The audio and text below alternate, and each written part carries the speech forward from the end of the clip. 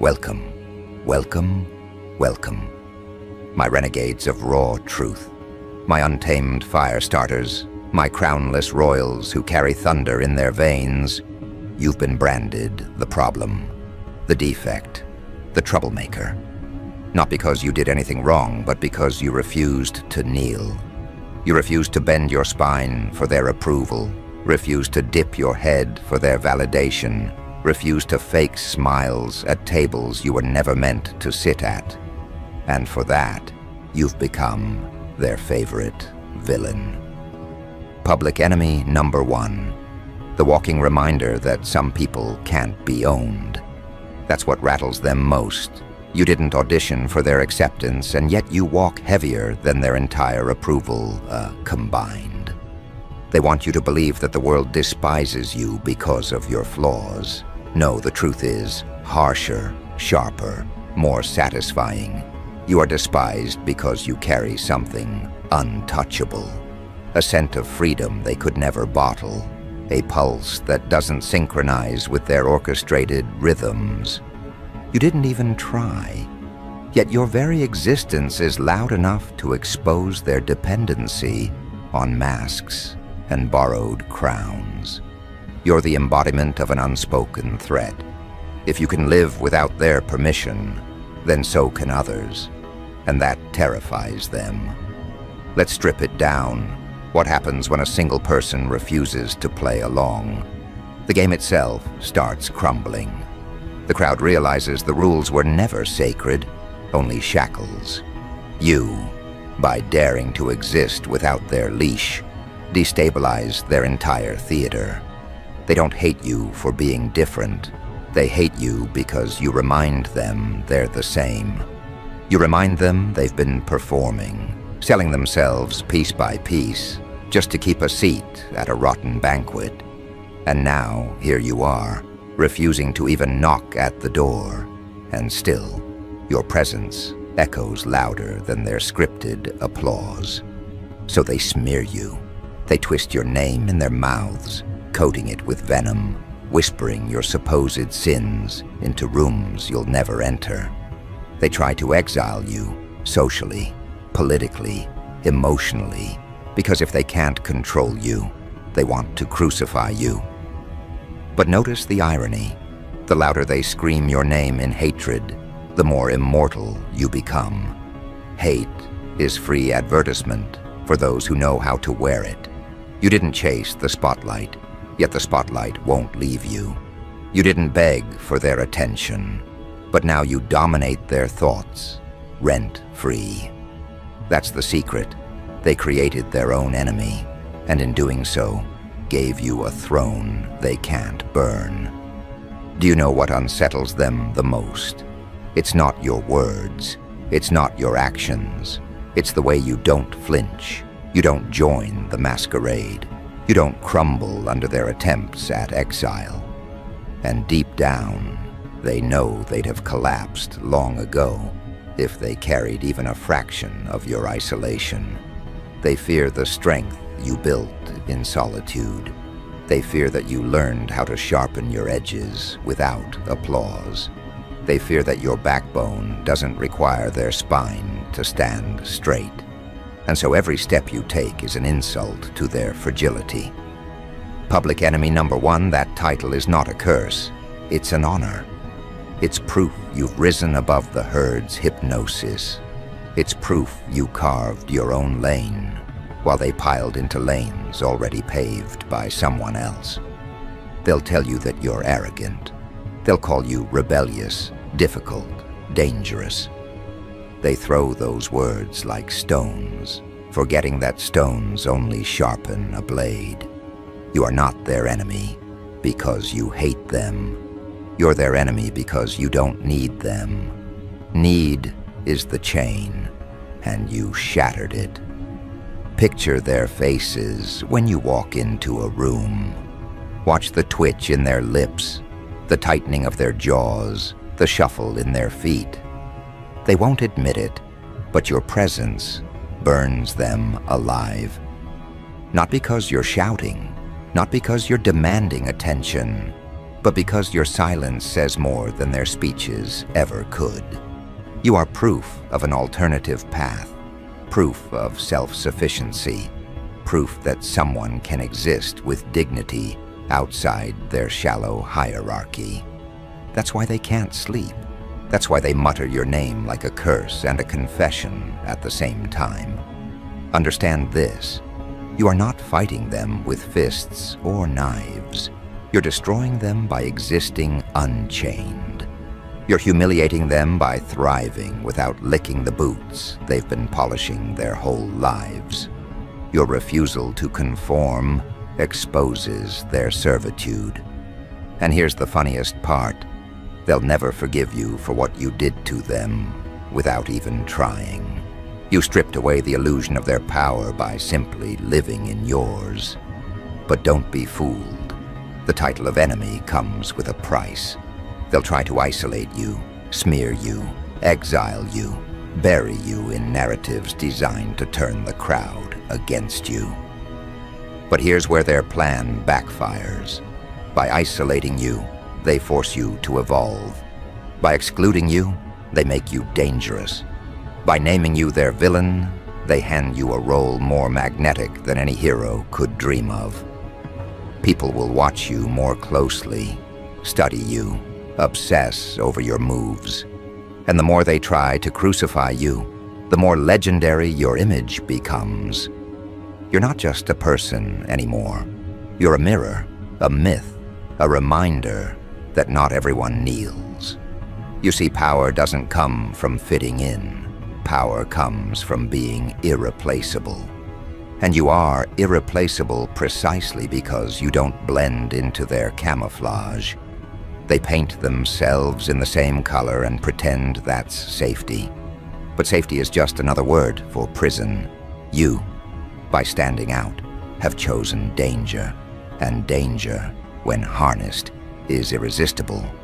People will fear you, yes, but they'll also crave you. They'll hate you, yes, but they'll also imitate you. They'll deny it, but deep down, they want what you have. The audacity to exist without chains. So let them write your name in black ink on their hit lists. Let them spit venom in their secret circles. Let them declare you the outcast, the threat, the misfit. Every label they throw is nothing more than a confession of their obsession. They can't stop watching. They can't stop whispering. They can't stop trembling. Because somewhere in the back of their minds they know, if you could break free, then others can too. And that is their ultimate nightmare. The collapse of their little empire built on obedience. You've become their unwanted prophet, not because you preach, but because you embody the sermon they never wanted heard. Freedom exists outside their gates. And the more they try to silence you, the louder your presence becomes. That's the paradox. They need you gone, but in needing you gone, they make you unforgettable. You're not fighting for a seat at their table. You've already built your own. And now their guests are looking at your feast with envy. And here's the kicker. They will never admit it, but deep down, they envy you. They envy the way you don't need masks. They envy the way you walk without chains. They envy the way your existence doesn't bend to applause. They envy that when you fall, you rise without begging for hands to lift you. Their envy is disguised as hatred, but it's envy nonetheless. And envy is the purest proof of power. So wear your crown of thorns with pride, because every thorn is a reminder that you chose truth over comfort. You chose dignity over approval. You chose to live raw, unscripted, and untamed. You are the scar on their system they can't heal, the crack in their perfect mirror they can't fix. And the more they try to erase you, the more permanent you become. You're not their enemy because you want war. You're their enemy because you dared to be free. And nothing terrifies prisoners more than someone who has already escaped. And this is only the beginning. They've declared you public enemy number one, but they don't yet realize what they've unleashed. They think the label weakens you, isolates you, diminishes you. What they don't see is that by naming you their enemy, they've already acknowledged your power. They've already placed you above themselves. They've already confessed that your presence alone is enough to shake their fragile world. And soon, they'll learn just how far that ripple spreads, just how deep that fracture goes, just how unstoppable you become when exile turns into evolution. Because here's the bitter truth they choke on every time your shadow passes. Their world survives on compliance, on people lining up, nodding along, swallowing the same lies, worshipping the same false idols. The whole stage only works if everyone agrees to play their parts. But you didn't sign the contract. You didn't bow when they demanded it. You didn't polish their egos or flatter their shallow crowns. You refused to kiss the ring, refused to kneel, refused to play along, and that single refusal turned you into a greater threat than any army. Because obedience is their lifeblood, and your rebellion is the infection. What unsettles them is how effortless it is for you. You don't need to scream rebellion from rooftops. You don't need to parade your defiance like a flag. Your resistance is subtle, raw, and natural. You're not a protester waving banners. You're simply a free being who won't bend. And that alone becomes the loudest protest of all. You threaten them not by trying, but by existing. You've weaponized authenticity, and that is something their machinery of conformity cannot crush. You didn't ask to be their enemy, but by standing firm, you became the silent revolution. Watch them closely. Notice how they scramble. They'll call you arrogant, difficult, too much. They'll paint you as ungrateful, as broken, as toxic. They'll invent flaws and twist half-truths into character assassinations. Why? Because they know they can't bend you, so the only card left is to break how others see you. They want to poison the eyes watching you, make you look like the problem, like the danger, like the corrupter. But even as they spit venom, they can't hide the cracks forming in their own masks. Their desperate attacks are the confession of your importance. If you were irrelevant, they wouldn't bother. If you weren't a threat, they'd ignore you.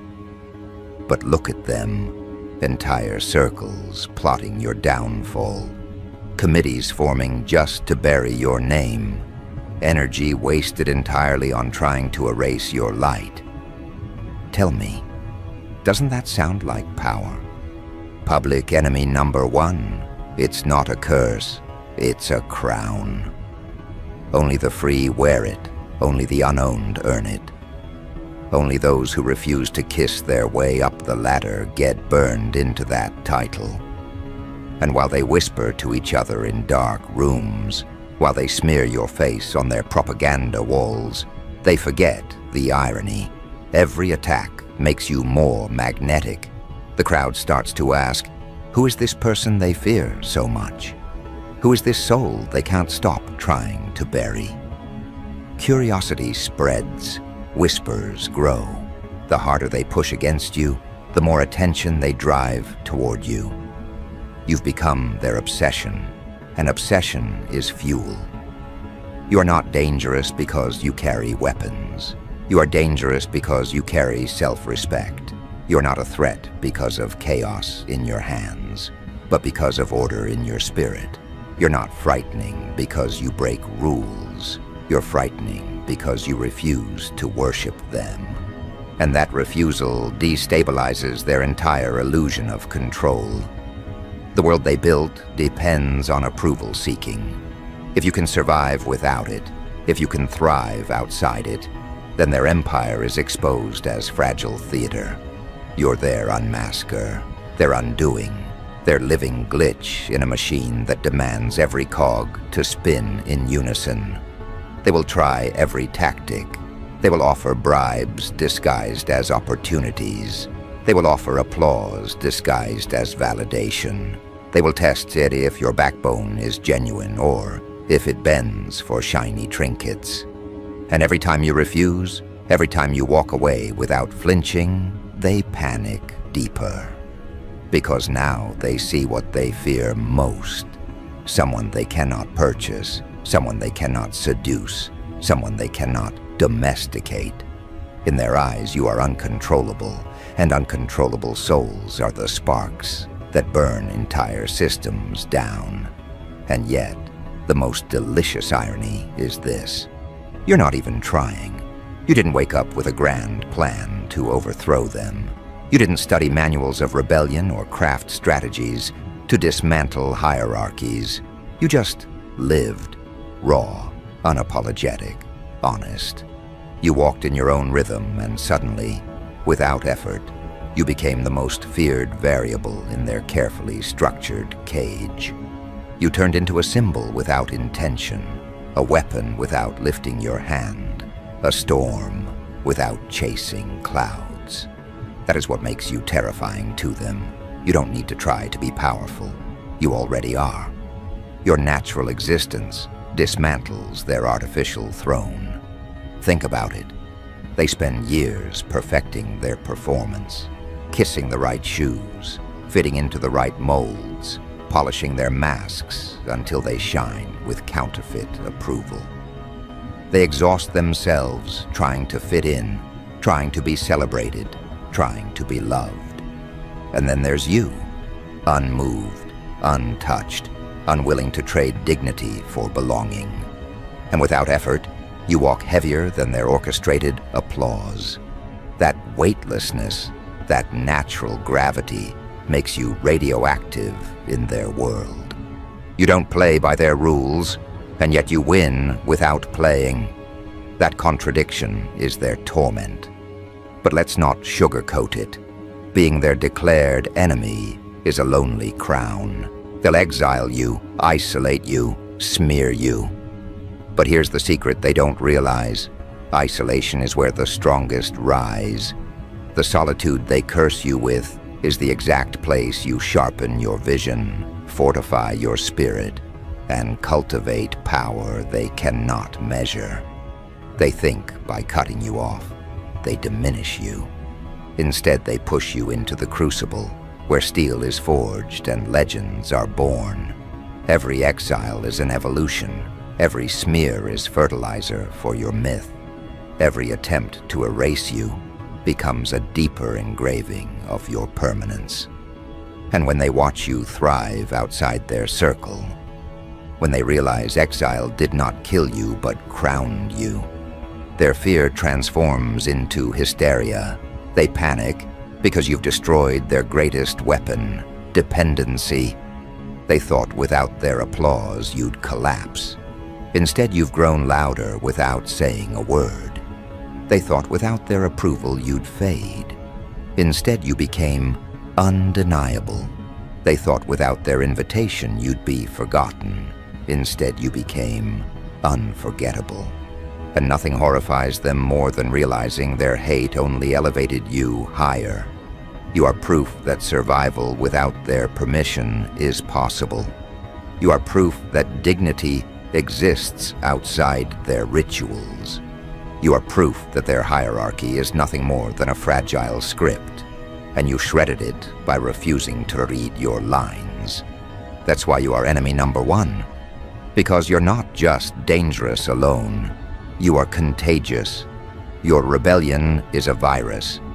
Others watch you and start to wonder, what if I don't bend? What if I don't beg? What if I stop performing and start living? That's the infection spreading silently. And if one person can do it, more can follow.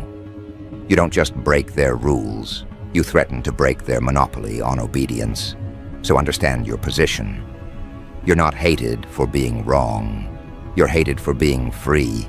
You're not despised because you failed. You're despised because you succeeded without selling your soul.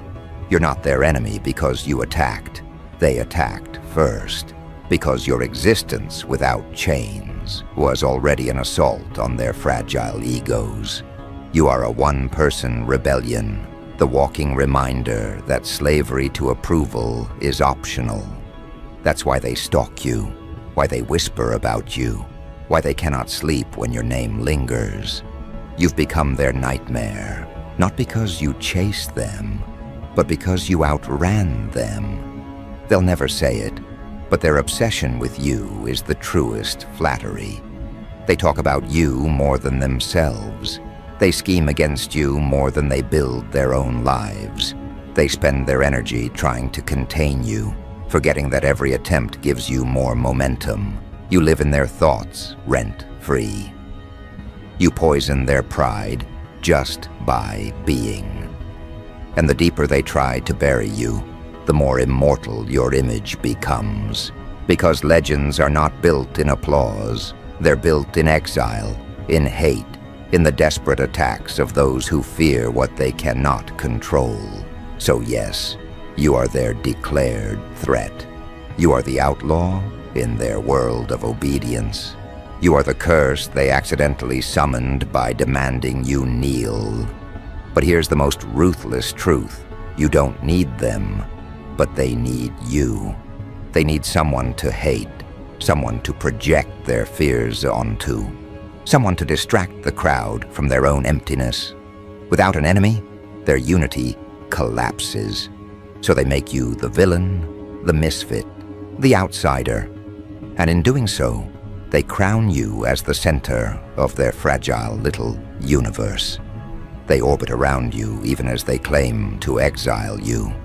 They revolve around your gravity even as they pretend to ignore you. You are the unwanted sun in their dark sky. And that is why being public enemy number one is not a punishment. It is your coronation. It means you have transcended their shallow games. It means you've proven yourself too untamed to be bought, too raw to be shaped, too dangerous to be ignored. It means they've confessed, in their own twisted way, that you hold the power they wish they had. And if they're already this terrified of you now, trembling at your shadow, whispering about your refusal, then imagine what happens next, when you stop simply existing free and start deliberately wielding the power they've already admitted you carry. That's when the game flips entirely. Because until now, your existence alone has been enough to terrify them. You've haunted their fragile illusions just by refusing to kiss their false thrones. But once you choose to direct that defiance, once you decide to weaponize what's already in you, their little empire doesn't just shake, it crumbles. You become not just a reminder of freedom, but an architect of liberation. You stop being a warning and start becoming a contagion that spreads without cure. They thought you were dangerous before. Wait until they see what you are when you embrace the role they forced on you. You see, being their enemy was never about hate. It was about hierarchy. They need to sit above someone. They need to stand taller on the backs of the bent. But when you refused to kneel, when you dared to stand eye to eye without permission, you destroyed their illusion of height. Without your submission, their throne looks laughable. Without your compliance, their crown looks plastic. And deep down, they know it. That's why your defiance burns like acid in their veins, not because it hurts you, but because it exposes them. They tried to shame you for not fitting in. But fitting in was never the goal. It was the trap. Fitting in requires amputating your edges until you resemble their dull shapes. Fitting in means worshiping rules written by people who fear originality. Fitting in means dissolving into their soup of mediocrity until no one can taste you, until no one remembers you, until you're another ghost in their gray parade. You rejected that coffin disguised as comfort, and that rejection made you immortal. You'll be remembered not for compliance, but for refusal, not for blending, but for standing sharp against their blur. And make no mistake, they know exactly what you are. They know you're the one they can't predict, the one they can't program, the one they can't condition. That's why they label you the threat. Not because you've harmed them, but because you've humiliated them simply by existing outside their leash. You don't follow their rituals, yet you glow brighter than their forced celebrations. You don't beg for applause, yet your presence gets louder reactions than their scripted performances. You are proof that power does not come from pleasing the crowd. It comes from daring to walk away from it. That's why you are public enemy number one, because without even trying, you've broken their monopoly. You've shown others that it's possible to survive and thrive without licking boots, without bowing, without fitting into boxes too small to contain your fire. You are the one variable they can't control, and nothing terrifies rulers more than proof that the ruled don't actually need them. You are dangerous not because of violence, but because of independence. You are threatening not because of destruction, but because of creation. You are the sharp contradiction that makes their followers start asking questions. And questions are the seeds of rebellion. But here's where the power becomes exquisite. They already fear you without effort. They already obsess over you without provocation. Imagine the horror when you start choosing where to point your light, when you stop passively existing and start deliberately influencing. You don't need to scream revolutions. You don't need to march armies. All you need to do is continue walking free, and their cages begin to look optional to everyone watching. That's when the crowd starts shifting. That's when whispers turn into roars. That's when their entire performance loses its grip. Because if one can walk away without punishment, why not 2? Why not 10? Why not thousands? You are the domino they never saw coming. And the more they fight you, the more they advertise you. They can't erase you without spotlighting you. They can't bury you without drawing attention to where they dig. They can't demonize you without making you unforgettable. Their war against you is their confession. You've already won. Because the strongest power in the world is not needing what they guard. And you don't need it. You've proven it. That's why you wear the crown of the outlaw, the badge of the untamed, the brand of the unbroken. It's not exile, it's elevation. Let's speak the unfiltered truth. You terrify them because you expose their secret hunger. They want to be you. They envy the audacity. They envy the freedom. They envy the refusal to kneel. They envy the way you exist outside their fragile scoreboard. But instead of admitting that envy, they wrap it in hate. Hate is their mask, but envy is their truth. And every drop of envy is another jewel in your invisible crown. So where does that leave you? Exactly where you belong. Not in their circle, not at their banquet, not under their spotlight, but above it all, untouchable. You are not part of their game, yet you dictate its collapse. You are not sitting on their throne, yet you overshadow it. You are not begging to belong, yet you are the most watched figure in their world. Public enemy number one.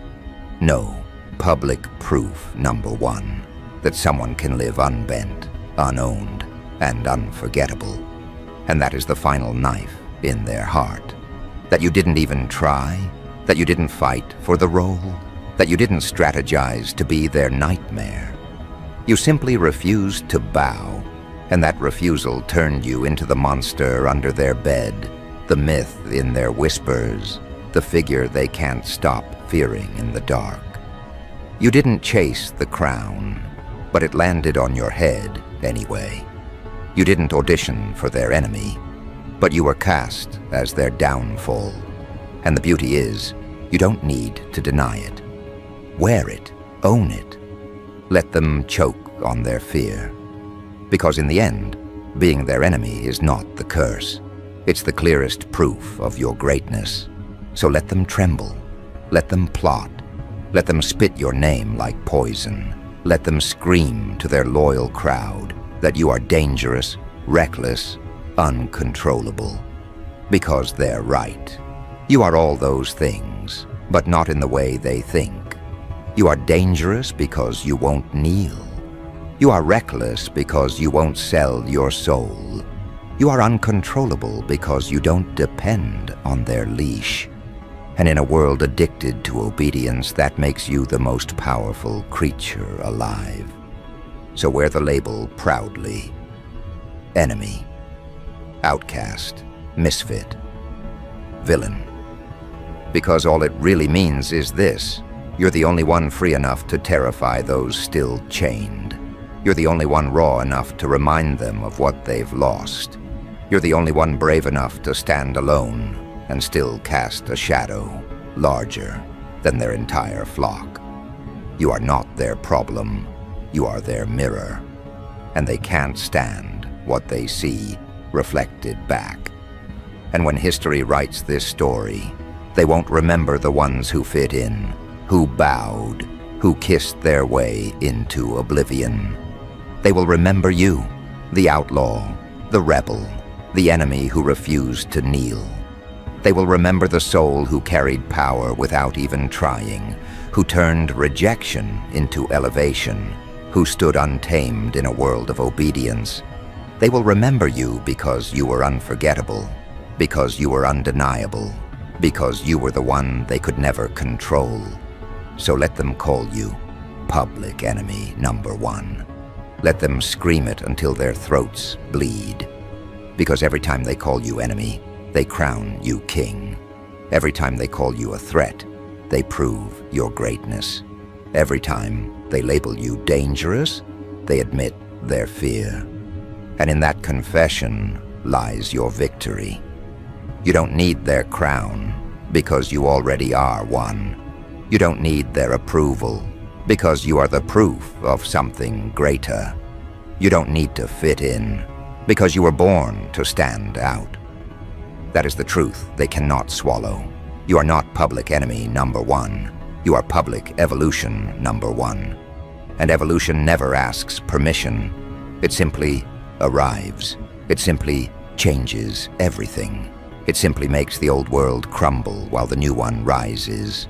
And you, without kissing their rings, without begging their approval, without even trying, are the embodiment of that unstoppable rise.